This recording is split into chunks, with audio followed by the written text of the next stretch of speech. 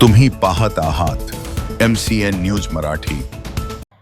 बाळापूर तालुक्यात येत असलेल्या हातरुण या गावाची 12 ते 15 हजार लोकसंख्या आहे। मात्र अंदाजे गेल्या 15 वर्षांपासून या गावात आधार केंद्र नसल्याने स्थानिक नागरिकांना मोठा मनस्ताप सहन करावा लागत आहे।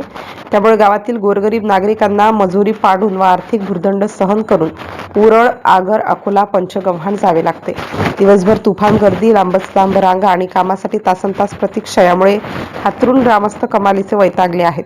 शासनाच्या सर्व योजनांसाठी अपडेट आधार कार्डची आवश्यकता आहे। मात्र आधार कार्ड नोंदणी, मोबाईल क्रमांक अद्ययावत करणे, पत्ता दुरुस्ती किंवा नवीन नोंदणी अशा कामांसाठी हातरुण ग्रामस्थांना वारंवार चक्रा माराव्या लागत आहेत। त्यामुळे वयोवृद्ध आणि विद्यार्थ्यांना याचा विशेष त्रास होत आहे। काही वेळा नागरिकांना 2 ते 3 दिवसांनी परत यावं लागतं, कारण केंद्रावर तांत्रिक अडचणी किंवा सर्व्हर बंद असल्याच्या समस्या वारंवार निर्माण होतात। त्यामुळे प्रशासनाने याकडे विशेष लक्ष देऊन नागरिकांची ही समस्या सोडविण्याची मागणी नागरिकांकडून करण्यात आली आहे।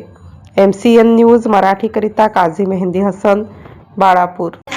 2004-5 से हमारे वहाँ हाथरुण के अंदर जो आधार सेंटर था, आधार सेंटर के अंदर आधार केंद्र वाले ने एक तारीख को ही सबको, मतलब पहली तारीख को सबको पैदा किया। उसकी वजह से हमको इतनी तकलीफ हो रही कि हमको बाहर गांव खेड़ों पे जाना पड़ रहा।